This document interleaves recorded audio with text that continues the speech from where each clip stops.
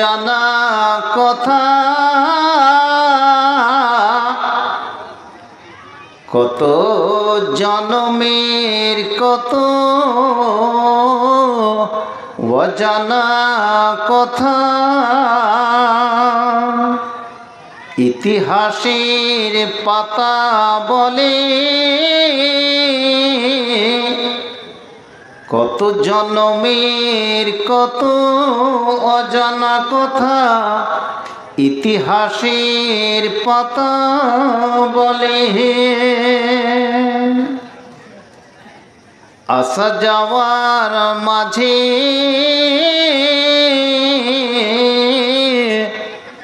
এই পৃথিবীর ইতিহাস চলে আসা যাওয়ার মাঝে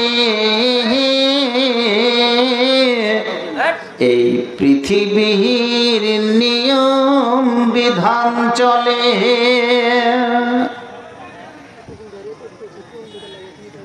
স্রষ্টার রহস্য সবাই জানে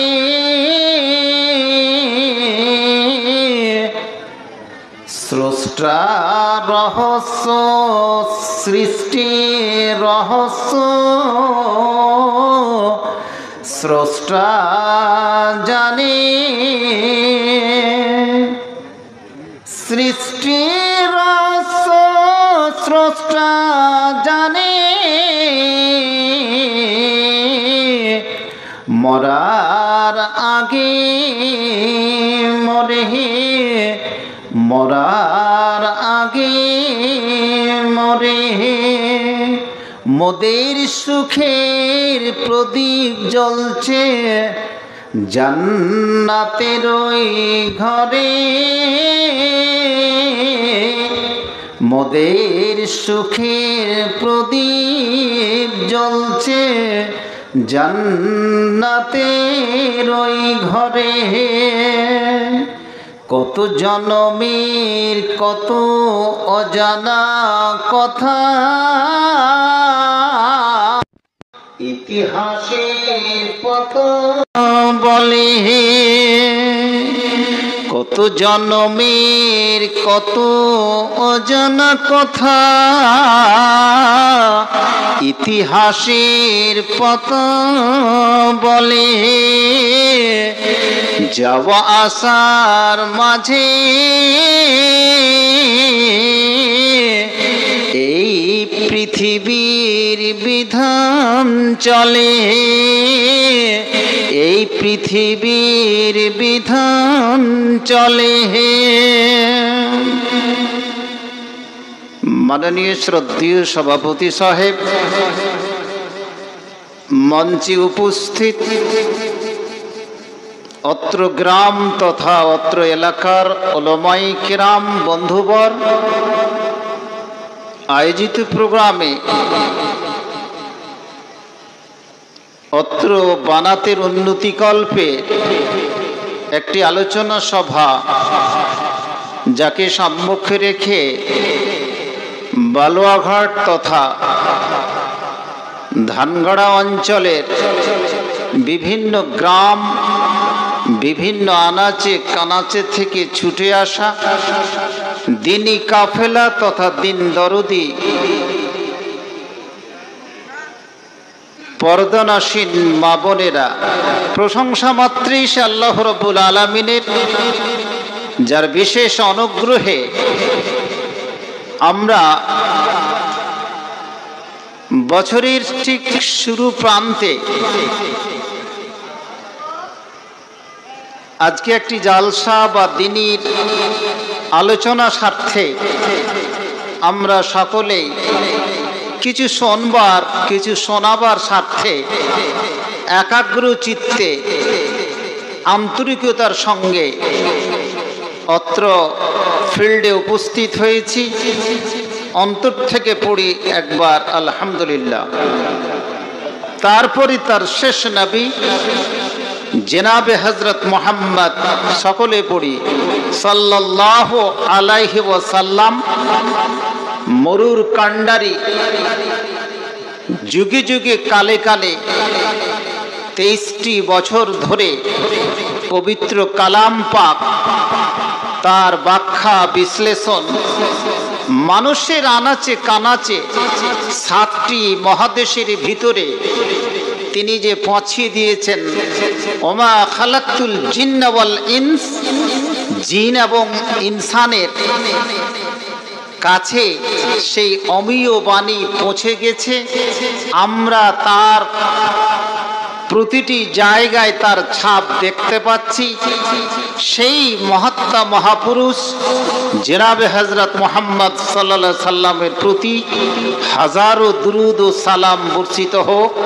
আল্লাহুম্মা সাল্লি আলাইহি আল্লাহুম্মা বারিক আলাইহি। খুব সংক্ষিপ্ত সারে আপনাদের কাছে কিছুক্ষণ আলোচনা করব। চাই আপনাদের আন্তরিক প্রেম, ভালোবাসা, অভিনন্দন, সর্বাগ্রে সেই জিনিসটাই আশা করব যেন শোনার সঙ্গে সঙ্গে আমরা যেন আমাল করতে পারি। সকলে পড়ে ইনশাআল্লাহ। ইনশাআল্লাহটা তো বলা যায়। যা হোক প্রিয় ভাইরা আমার, মানুষ জাতিকে সৃষ্টি করার সঙ্গে সঙ্গে খুব সংক্ষিপ্ত কোনো ভূমিকা না বেঁধেই আমি আমার বক্তৃতার দিকে এগিয়ে যাচ্ছি। আল্লাহ তাআলা মানুষকে সৃষ্টি করার সাথে সাথেই তার পিছনে এমন একটি লাইটকে ছেড়ে দিয়েছে, এমন একটি সত্তাকে আমাদের কাছে ছেড়ে দিয়েছে যে প্রতিটি মানুষ সেখানে করে ভেজালের সঙ্গে, প্রত্যেকটা মানুষ কি বিভ্রান্তির সঙ্গে সেখানে কি অবস্থান করছি আমরা। প্রিয় ভাইরা আমার, মানুষকে সৃষ্টি করার আগে যে জিন জাতিকে সৃষ্টি করলো, জিন জাতি জগৎ থেকে চলে যাওয়ার পরে এই মানুষকে কি পৃথিবীতে পৃথিবীর ধারক বাহক হিসাবে এবং মানুষকে মানুষ রূপে গড়ার জন্য এই পৃথিবীতে কি স্থান দিল। আজকে যদি আমরা দেখি 7টি মহাদেশে মানুষই রয়েছে। যদি 850 কোটি আজকে কি মানুষজন হয়, জনগণ হয়, তার মধ্যে আমরা মুসলিম প্রায় 202 কোটির উপরে। বলুন একবার আলহামদুলিল্লাহ। এই মুসলিম, তার মধ্যে তার সংখ্যা যখন এত দূর, এই মুসলিম জগতে সারা বিশ্বে তারা কি করছে আর না করছে আমরা কিন্তু প্রত্যহই আজকে কিন্তু ডিজিটাল দুনিয়াতে ফেসবুক ওপেন করলে আমরা দেখতে পাই, যে ইনস্টাগ্রাম ওপেন করলেই দেখতে পাই, হোয়াটসঅ্যাপ ওপেন করলে দেখতে পাই। তাছাড়া বর্তমান যুগের যারা ডিজিটাল যারা নবযুবক বা নবযুবতী, তারা আপনার থেকে 10 কদম কিন্তু দূরে আছে, যারা ফেসবুকের সাথে কি জড়িয়ে নিজের জীবনটাকে অশ্লীলতায় কি পরিপূর্ণ করে ফেলেছে, সেটা আমার ছেলে মেয়ে দিকে দেখলেই প্রত্যেকে কিন্তু সেটা আমরা কি দেখতে পাবো। প্রিয় ভাইরা আমার, মানুষ জাতিকে সৃষ্টি করার পরেই, সৃষ্টি করার সঙ্গে সঙ্গে মানুষের যে একটা কি শত্রু, সেই শত্রুকে কিন্তু মানুষের সঙ্গে কিন্তু তুলে ধরা হয়েছে। সেই শত্রুটাকে যেটা 24 ঘন্টা প্রতিটি রগে, প্রতিটি ব্লাডে কিন্তু কিসে যাতায়াত করছে, সে ব্যক্তিটি কে? Who is that person? কে সেটা? কে? মানুষের প্রত্যেকের জায়গাতে আছে। এখানে কিছু লোক বলছে কতক্ষণ ওয়াজ শুনবি, চল এখান থেকে উঠে চল ফুচকার দোকানে। কিছু লোক যুবক যুবতী বলছে আমরা দূর থেকে কিছু শুনি। কিছু লোক এটাও মনে করছে এখানে শুনে সময় কাটিয়ে কি হবে। এর পিছনে যতগুলো ওয়াসওয়াসা দিতে আছে, সেটা কিন্তু একটা শক্তি কাজ করছে। সে শক্তিটার নাম কি? কি শয়তান। সেই শয়তানের নাম ইবলিস। দেখতে পাওয়া যাচ্ছে কি মজলিসে আছে? আছে কি? আছে। আপনাকে ওইটাই প্রথমে বক্তৃতার ভূমিকা, আমার বিষয় কিন্তু নয়। কিন্তু আজকে বালুয়াঘাটে কি প্রথমে অক্টোবর মাসের আজকে এই তারিখে জলসা? এর আগেও কিন্তু আমি এসেছি কয়েকটা জলসায়, তখন কিন্তু আমি ওসমানী হাই মাদ্রাসাতে ছিলাম। কিন্তু সেই যুগ সেই কথা কোথায় চলে গেল? কি মানুষকে কে হিসাব দিবে? আজকে মানুষ না জলসার ফিল্ডে আছে, না তারা কোনো ইবাদত বান্দিগির জায়গাতে আছে, না কোনো মসজিদের জায়গাতে আছে, না কোনো মাদ্রাসার জায়গাতে আছে। বিল্ডিং তো বড় বড় করেছে, কিন্তু সেখানে করে কেউ আল্লাহর ইবাদত বান্দিগি করার জন্য সেখানে উপস্থিত আমরা হচ্ছি না। প্রিয় ভাইরা আমার, এক যুগে ইবাদত বান্দিগি করেছিল যে ইবলিস, যার কথাটি বলছে এই ইবলিস। ভালো করে শুনুন, বক্তৃতার ভূমিকা আমার বিষয় কিন্তু নয়। ৮০,০০০ বছর তাফসীরি রিওয়ায়াত অনুসারে ৮০,০০০ বছর আল্লাহর কি ইবাদত বান্দিগি করেছিল। ৮০,০০০ বছর ধরে ফেরেশতাদের সঙ্গে ছিল। সেই লোকটা কে? ইবলিস। তখন কিন্তু ইবলিস হয়নি, তারপরে চলে যান। ৪০,০০০ বছর ধরে জান্নাতের তাকে খাজানচি করে দেওয়া হয়েছিল। একের পর পর তার গ্রেড যেমন বাড়ছে, তার মর্যাদা যেমন কি বাড়ছে, তার যেমন ইবাদত বান্দিগি করছে। আজকে বালুয়াঘাটের প্রত্যেকটা যুবক যুবতী সেখান থেকে টিচিং লেসন নেবে যে একটা লোক এত দূরে ইবাদত বান্দিগি করতে করতে কোথায় কিসে নিচে চলে গেল। 2017 সালের বন্যাতে ডুবে গেল বালুয়াঘাট, তাই না? ডুবেনি, আপনারা ডুবেন।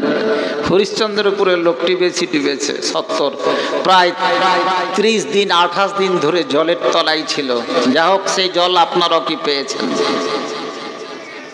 30,০০০ বছর ধরে আল্লাহর যতগুলো নিকটবর্তী কি বান্দা, নিকটবর্তী কি যতগুলো তার ফেরেশতা বান্দা, তার মধ্যে ছিল কি সেই লোকটা ইবলিস। 14 বছর ধরে তার তাফসীরি রিওয়ায়াত পাওয়া যায় আল্লাহর যেটা আরশ আছে, সে আরশের চারিদিকে সে তাওয়াফ করতেছিল। হিসাবটা করে নেবেন কত হাজার বছর ধরে। নেক্সট, এরকম ইবাদত বান্দিগি করতে করতে করতে করতে যখন একটা কি আসল পজিশনে কি পৌঁছে গেল, প্রথম আসমানে যে ইবাদত বান্দিগি করলো, সে প্রথম আসমানের ইবাদত বান্দিগি তার নাম দেওয়া হয়েছিল আবিদ। কি দেওয়া হয়েছিল? আবিদ। দ্বিতীয় আসমানে যে ইবাদত বান্দিগি করলো তার গ্রেড অনুসারে তার নাম দেওয়া হলো জাহেদ। মোটামুটি ইবাদতের আবেদের মতনই কি শব্দটা। নেক্সট, নেক্সট যেটা ইবাদত, নেক্সট যেটা কথা হলো, তৃতীয় আসমানে ইবাদত বান্দিগি যে করলো তার নাম দিয়ে দেওয়া হলো আরিফ। আরিফ মানে কি? পরিচিত ব্যক্তি।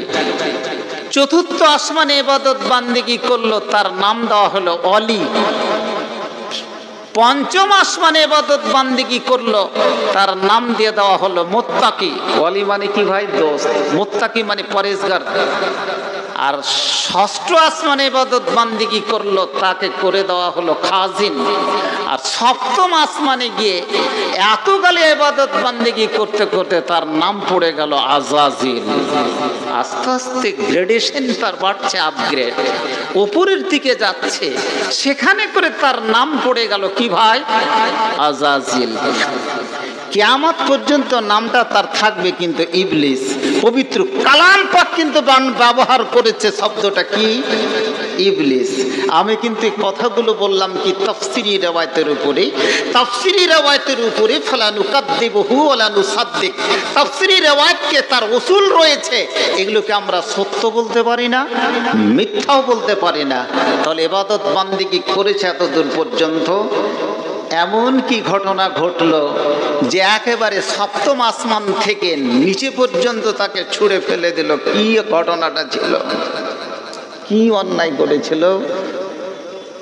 আজকে বালুয়াঘাটের যুবক যুবতীরা বলবে কি অন্যায় করেছিল ভাই? মা বোনদের তরফ থেকে অনেকগুলো দান এসেছে। আমি ছোট মানুষ, আমার হাত কিন্তু নিতে পারছে না। প্রায় 5-এর ঘরের মতো ছোট ছোট দান দিয়ে আজকে দানে পরিপূর্ণ করেছে একটা ফাতেমাতুজ জাহরা, একটা মহিলা মাদ্রাসা। যারা যে উদ্দেশ্যে দান করেছে, আল্লাহ গো তাদের উদ্দেশ্যকে পূর্ণ করো, ইহলৌকিক এবং পারলৌকিক জীবন তুমি সাফল্যমণ্ডিত করো। আল্লাহুম্মা সাল্লি আলাই, আল্লাহুম্মা বারিক আলাই। কি এমন অন্যায় করেছিল? এতগুলো ইবাদত বান্দিগি একেবারে সব আসমান থেকে গিরতে গিরতে পড়তে পড়তে একবারে নিচে পর্যন্ত কি পৌঁছে দিল। কি অন্যায় করেছিল ভাই? কি হাহালাদ্রি কুছ নেই জানতে হ্যাঁ। বুড়া মানুষগুলো তো সব মরে গেছে। কি করেছিল অন্যায়? একটাই শুধু সিজদার লঙ্ঘন করেছিল। এ হাজরাতে দোপাইয়া ইনসানের আমাদের আদি পিতার নাম কি আদম? তো আদমকে সাজদা করেনি, যার জন্য তাকে আজকে লানতের তক্তি নিয়ে সব জায়গায় কি ঘুরে বেড়াতে হচ্ছে। নারায়ে তাকবীর। প্রিয় ভাইরা, আমাদের পিছনে কিন্তু এটা একটা চলছে, একটা সাজদা। কোন মানুষ যদি জেনে বুঝে যদি এক ওয়াক্ত নামাজ যদি ছেড়ে দেয়, হাদিস অনুসারে হুকবা অনুসারে তাকে বর্তমান যদি তাকে হিসাব টানা যায় 2,88,00,000 বছর তাকে কোথায় থাকতে হবে? কোথায় কোথায়? বুঝতে পারছে না, কিছুই বুঝছে না। জালসা করে লাভটা কি আছে? 2,88,00,000 বছর যদি আপনি এক ওয়াক্ত নামাজ যদি ছেড়ে দেন, তাহলে আপনাকে জাহান্নামে থাকতে হবে। আর কিয়ামতের একটা দিন এই পৃথিবীর 50,000 বছরের দিনের সমান। এবারে চিন্তা করুন, জীবনে কতগুলো নামাজ ছেড়েছি। বক্তৃতার ভূমিকা আপনাদেরকে আমি একটু একটা টিপস দিয়ে দিলাম। আহা, তাহলে কোন জায়গাতে গেলাম? আজকে আমার বক্তৃতা মাত্র খুব সংক্ষিপ্ত অনুসারে সভাপতি সাহেব বলেছেন একটা নতুন তথ্য আলোচনা করছি, ভালো করে শুনুন। আজকে মুসলিমকে যেমন প্রত্যেকটা ইমানদার ব্যক্তিকে পিছনে যেমন শয়তানকে ছেড়ে দেওয়া হয়েছে, এ পার্থিব জগতে কি বাঁচার জন্য, থাকার জন্য আমাদের পিছনে একটা ইহুদিবাদী শক্তি, যে খ্রিস্টানবাদী শক্তি, ব্রাহ্মণবাদী শক্তি আমাদের পিছনে কিন্তু কাজ করছে। আমেরিকার নাম শুনেছেন? শোনেননি? আমেরিকার যে সমস্ত শহরগুলো আছে, যেমন ওয়াশিংটন আছে, যেমন নিউ ইয়র্ক আছে, ক্যালিফোর্নিয়া আছে। ক্যালিফোর্নিয়াতে কিছুদিন আগে দেখলেন আগুন টাগুন সব লেগে গেল। গেছিল কি যায়নি? দেখেনি, তবে নেট বলছে। আমরা তো নেটে এখন বিশ্বস্ত মানুষ। ক্যালিফোর্নিয়াতে একটা সংস্থা রয়েছে যার নাম হচ্ছে কি র্যান্ড। ভালো করে শুনবেন, সব তথ্য সব জায়গাতে পাওয়া যায় না। সেই সংস্থাটা হচ্ছে সারা বিশ্বের মুসলিমকে, ওই সংস্থা র্যান্ডের ফুল ফর্ম হচ্ছে research and development corporation. Research and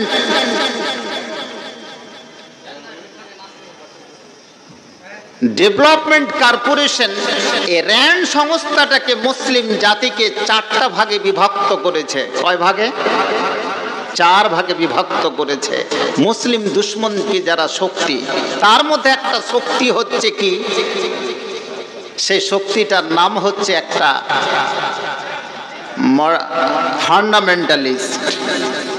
মুসলিমদের একটা ভাগ করেছে কি ফান্ডামেন্টালিস্ট। তার মানে ফান্ডামেন্টালিস্ট বলে প্রত্যেকটা মুসলমানকে গালি দেওয়া হয় মৌলবাদ।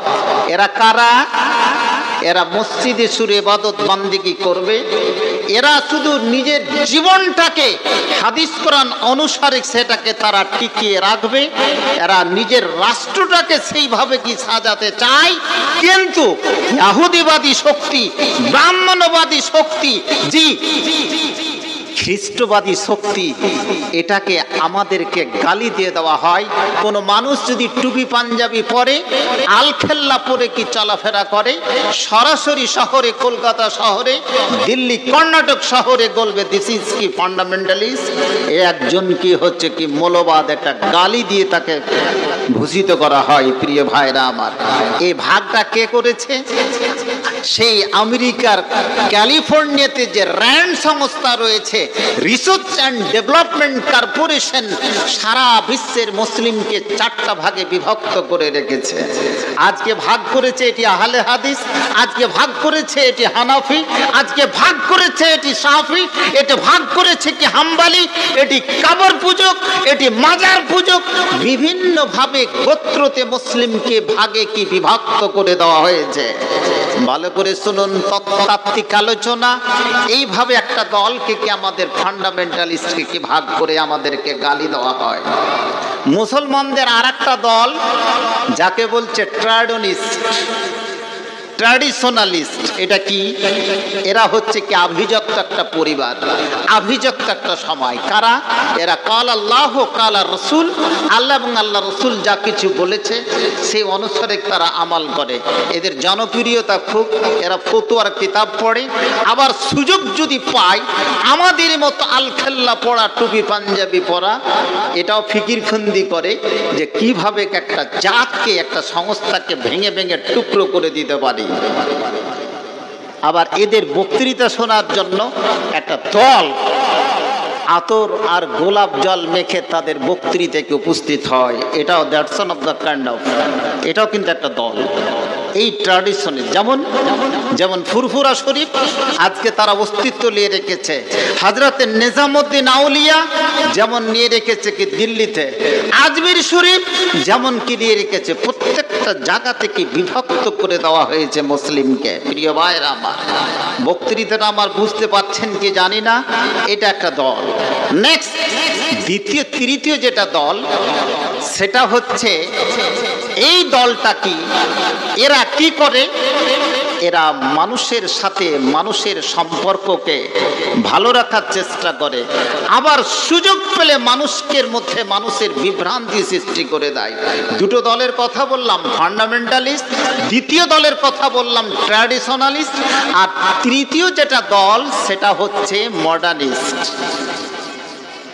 এই দলটা তৃতীয় দল, দ্বিতীয় দলটাতে কোনো ইয়াহুদির, কোনো নাসারার কোনো অসুবিধা নেই, কারণ এরা বিক্রি হয়ে যেতে পারে আমাদের মতো। যেটা তৃতীয় যেটা দল সেটা হচ্ছে মডার্নিস্ট। কারা? এই দলকে কিন্তু চিনতে পারবেন না। কিছু কিছু টুপি পাঞ্জাবি টুপি পরে থাকে না, এরা স্যুট প্যান্টে থাকে, আবার দাড়ি পরে থাকে, মাথাতে টুপি থাকে, ইসলামের কিছু ব্যাখ্যা করে। সে ব্যাখ্যাটাকে, এক্সপ্লেনটাকে তারা নিয়ে যায় ইয়াহুদি খ্রিস্টানরাকে যেইভাবে আমেরিকা, রাশিয়া, চীন, জাপান, ফ্রান্স, ওরা যেমন ভাবে ওই দিকে সংস্কৃতির দিকে তারা ব্যাখ্যাটাকে মিলাবার চেষ্টা করে। ভয়ঙ্কর কিন্তু এরাকে চিনতে পারবেন না। চিনবেন কি করে? যারা ইলেকট্রনিক মিডিয়ার সাথে সম্পর্কিত, যারা নেটের সাথে সম্পর্কিত, যারা গোপন কিছু রেসালা রয়েছে, পত্র পত্রিকা, সেখানে তারা কাজ করে। এই দলটাকে কিন্তু সহযোগিতা করে ইহুদিবাদী শক্তি, এই দলটাকে সহযোগিতা করে খ্রিস্টবাদী শক্তি, এই দলটাকে সহযোগিতা করে ব্রাহ্মণবাদী শক্তি। হাজার হাজার কোটি কোটি টাকা তাদের পিছনে খরচ করে এই 200 কোটি 202 কোটি মুসলিমদের মধ্যে বিভ্রান্তি সৃষ্টি করার জন্য।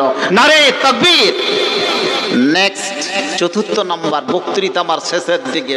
বক্তৃতা বেশি দিয়ে লাভ নাই, অল্প ইন্ডাস্ট্রিয়াল তাহলে বেশি লাভ হবে। যেটা হচ্ছে কি সেকুলারিস্ট। এই সেকুলারিস্টটা কারা? তাহলে দ্বিতীয় তৃতীয় এই দলটাতে তাদের কোনো অসুবিধা নেই, কোনো অসুবিধা নাই। প্রথম আর দ্বিতীয় দলটা যাতে একসঙ্গে মিশে না যায় এই চেষ্টাটা তারা করে, এই চেষ্টাটা তারা করে। কারণ তারা যদি একসঙ্গে মিশে যায় তাহলে তাদের শিক্ষা সংস্কৃতি, তাদের তাহজিব ও তামাদ্দুন, তাদের যে ম্যানার্স এবং কালচারসের উপরে তাদের আসবে বিপ্লব। এই জন্য তারা একসঙ্গে কি হতে দিচ্ছে না। বোকা মুসলিম বুঝছে না, আমাকে এইভাবে করে রেখেছে, তুমি এইভাবে কিন্তু যাচ্ছ। চতুর্থ নম্বর যেটা পয়েন্ট সেটা হচ্ছে কি সেকুলারিস্ট। সেকুলারিস্ট কারা? এরা কারা? এরা অতটুকু করে, ধর্মের কাজ অতটুকু করে যতটুকু তার প্রয়োজন পড়ে, বাদ বাকিটা জীবনটা চালায়। জি, বাদ বাকিটাকে রাষ্ট্রকে চালায় তার জীবনের গতিবিধির উপরে। এটাও কিন্তু সেই দলের জন্য, তাদের জন্য কিন্তু সুবিধা। এরা তো মিনিটের মধ্যে কি বিক্রি হয়ে যেতে পারে। প্রিয় ভাইরা আমার, এই জন্য বিক্রি হয়ে যেতে পারে সেকুলার। এই সেকুলারকে দিয়ে আজকে ভারতবর্ষ যদি একটা সেকুলারিস্ট দেশ হয়, তাহলে এখানে করে সেকুলারিজমেরকে বাস্তবায়িত করে প্রত্যেকটা মুসলিমকে আজকে বিভক্ত করে তাদের মধ্যে তার ব্যাকবোনকে তারা ভেঙে দিয়েছে। নারে তাকবীর!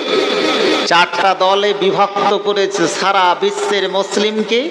যেই চারটা দল হলো আমি বলে দিলাম, যে চারটা দলে বিভক্ত করে মুসলিমের শির দাঁড়া কোমরকে ভেঙে দিয়ে তারা আপোষে কি লড়ালড়ি, আপোষে চলছে।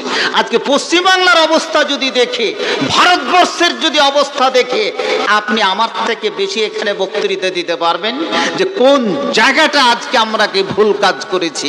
মুসলিমকে মুসলিমের সঙ্গে কি লড়িয়ে দেওয়া, জি, ভাই ভাই ভাইকে ভাইয়ে লড়িয়ে দেওয়া, স্ত্রী স্বামী স্ত্রী থেকে লড়িয়ে দেওয়া, গ্রাম গ্রামকে মুসলিমকে লড়িয়ে দেওয়া, এবং পিছন থেকে ক্যালিফোর্নিয়ার জায়গা থেকে RAND and research and development corporation সেই সংস্থা কিন্তু দেখছে আজকে 202 কোটি। ইহুদির সংখ্যা কত? মাত্র 1.5 কোটি না জি, 1.5-2 কোটি আজকে সারা বিশ্বে কি সংস্থা চালাচ্ছে।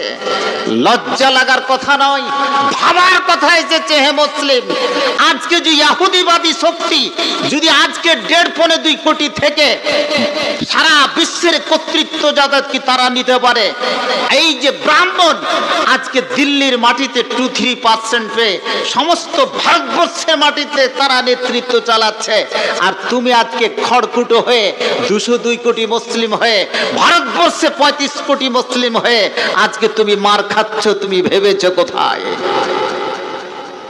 সংখ্যায় নয়, এটা আল্লাহর আযাব, আপনার শাস্তি। এটা শাস্তি অবশ্যই।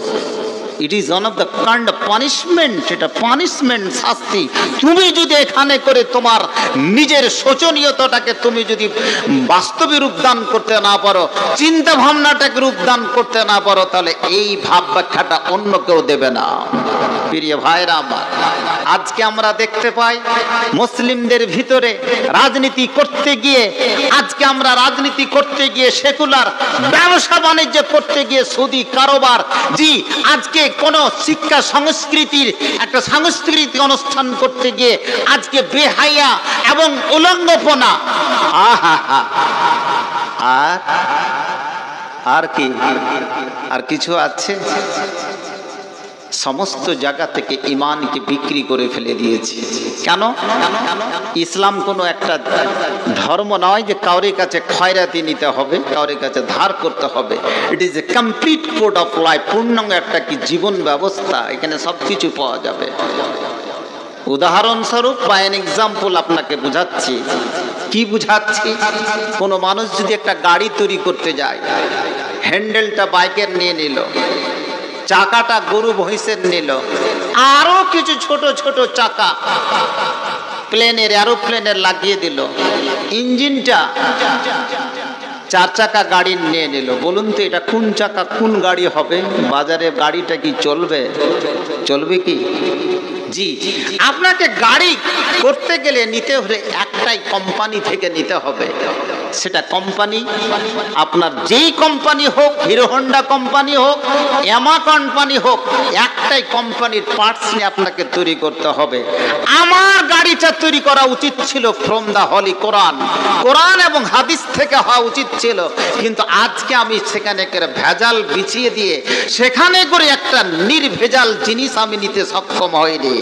আজকে আমরা সাধারণত খুঁজি তাকওয়া। প্রত্যেকটা মানুষের ভিতরে কি তাকওয়ার অভাব? তাকওয়া খুঁজি কোথায়? একজন ইমামের কাছে। তাকওয়া খুঁজি একজন বড় বক্তার কাছে। তাকওয়া খুঁজি কোথায়? যে আলখাল্লা পড়ে আছে, টুপি পাঞ্জাবি কি পরে আছে। জি, আজকে তাকওয়াটা খুঁজি হচ্ছে কি তাদের মধ্যে কোন পীর মাসায়, প্রিয় ভাইরা আমার, তাদের মধ্যে তাকওয়া খবরদার খুঁজবেন না। পর্দা খুঁজবেন কোথায়? কোন পুরুষের কাছে নয়। পর্দা খুঁজলে আজকে একজন কি যুবতী মেয়ের কাছে খুঁজুন, কি যে তার বুকের উপরে যেটা ম্যান্ডেটরি, যেটা তার উপরে কি ফরজ, তার বুকের উপরে কাপড়টা আছে কিনা, মাথার উপরে দোপাট্টা আছে কিনা। সেখানে করে যদি কোনো মেয়েরা, বালুয়াঘাটের যুবতী মেয়েরা মাথায় যদি কাপড় দেই, বুকের উপরে কি 2-6টা কাপড় যদি 2 গজ কাপড় দেই, তাহলে ভাববেন সেখানে করে দিন আছে। কিন্তু কোন আলেমকে দেখে, কোন পীর মাশায়েখকে দেখে আল খেল্লা পড়ে খবরদার ভাববেন না যে এখানে কোনো তাকওয়া আছে। নারে তাকবীর। তাকওয়া আছে কোথায়? সাহাবীদের ইতিহাস যখন আমরা পড়তে যাচ্ছি, তাদের জীবন কাহিনী যখন পড়তে যাচ্ছি, তাকওয়া কিন্তু আছে কোথায়? তারা খুঁজতেন কোথায়? যারা চেয়ারের মালিক, যারা চেয়ারে আসীন হয়েছে, যারা ক্ষমতাশীল, হ্যাঁ, যারা দায়িত্বশীল, তাদের কাছে তাকওয়া খুঁজতে হবে। তোমার ইমানের পরীক্ষা তো সেখানে করে। কিন্তু আজকে আমরা কিন্তু সেই তাকওয়া খুঁজতে পারিনি। ওরে আমার যুবক যুবতী জেনে রাখুন, ওরে আমার প্রিয় ভাই বোনেরা জেনে রাখুন, আজকে যদি প্রত্যেকটা মানুষ তাকওয়া যদি খুঁজে বেড়ায়, তাকওয়া কোনো মানুষের ভিতরে নেই, তাকওয়া কোনো পীর মাশায়েখের ভিতরে নেই, কোনো শাইখের ভিতরে নেই, কোনো আলেমের ভিতরে নেই, আল খেল্লা পড়ে আছে, টুপি পরে আছে, তার ভিতরে কোনো তাকওয়া নেই। তাকওয়া যদি খুঁজতে যাও, আজকে যে চেয়ারে বসেছে, আজকে যে চেয়ারের আসীন হয়েছে, ক্ষমতাসীন হয়েছে, তার মধ্যে তুমি তাকওয়া খুঁজে নাও, খুঁজে নাও। কোনো মানুষের ভিতরে তাকওয়া খুঁজে বারবার যদি তুমি চলতে থাকো, ইট ইজ ভেরি ইম্পসিবল, এটা তোমার পক্ষে কোথাও তুমি তাকওয়া খুঁজে পাবে না। তাকওয়াটা খুঁজতে হবে কোথায়? মোড়ল আছে, সর্দার আছে, যে গ্রামের প্রধান আছে, তার ভিতরে তাকওয়া খুঁজুন, যে মানুষের সঙ্গে তার ব্যবহার কিরকম আছে, তার লেনদেন কেমন আছে, স্বামী স্ত্রীর সঙ্গে তার সম্পর্ক, পারিবারিক সম্পর্ক কেমন আছে, এটাই হচ্ছে কি তার তাকওয়ার পরিচয়। আদারওয়াইজ তার তাকওয়া কোথায় কিন্তু খুঁজে পাওয়া যাবে না। আল্লাহ রাসূলের যুগে পরে প্রথম খলিফা হয়েছিলেন হযরত আবু বকর, দারুণ ন্যায়পরায়ণ ব্যক্তি, তাকওয়া মুত্তাকি মানুষ। আহা, দ্বিতীয় যিনি হয়েছিলেন, দ্বিতীয় খলিফা, তার নাম কি? হযরতে ওমর, ন্যায়পরায়ণ এবং কি মুত্তাকি মানুষ, তাকওয়া পরায়ণ মানুষ। হযরতে উসমান হয়েছিলেন, এমনকি আল্লাহ রাসূল বলেছিলেন, আমার পরেই যদি কোনো নবী হয়, পৃথিবীতে যদি নবী আসতক, লা নবিয়া বাদি, আমার পরে কোনো নবী আসবে না, নবী যদি আসতক লাকানা ওমর। কে নবী হতো? হযরতে ওমর। আহা, হযরতে ওসমান, হযরতে আলী, তাদের মধ্যে কি তাকওয়া খুঁজে বের করতে হবে। কিন্তু তাকওয়া আজকে আমরা সমস্ত জিনিসগুলোকে আজকে কিন্তু শেষ করে দিয়েছি, শেষ করে ফেলেছি। প্রিয় ভাইরা আমার, কোথায় চলে গেল? আজকে মানুষ যদি কি তাকওয়াবান হতো, মানুষ যদি মুত্তাকি হতো, মানুষ যদি সত্যিকারী ঈমান আনত, তাহলে আজকে আমি আয়াত পাঠ করেছি। কি আয়াত? সূরা আরাফের 96 নম্বর আয়াত। লাউ আন্না আহলাল কুরা আমানু, যদি এই পৃথিবীর মানুষ জনপদেরা ঈমান আনত, ওয়াত্তাকাও, এবং আল্লাহ থেকে ভয় করত, তাহলে আল্লাহ তাআলা কি বলছেন? আমি আল্লাহ বলছি, এরে বালুঘাটের যুবক যুবতীরা, তোমরা কান খুলে শুনে রাখো, লাফাতহানা আলাইহিম বারাকাতিম মিনাস সামাই ওয়াল আরদ, আমি আসমান এবং জমিনের সমস্ত বরকত তোমাদের জন্য উজাড় করে খুলে দিতাম। সুবহানাল্লাহটা তো পড়া যাবে, যাবে না? না আপনারা চান না কোনো রুজি রুটি, পকেটে অনেক পয়সা হয়ে গেছে,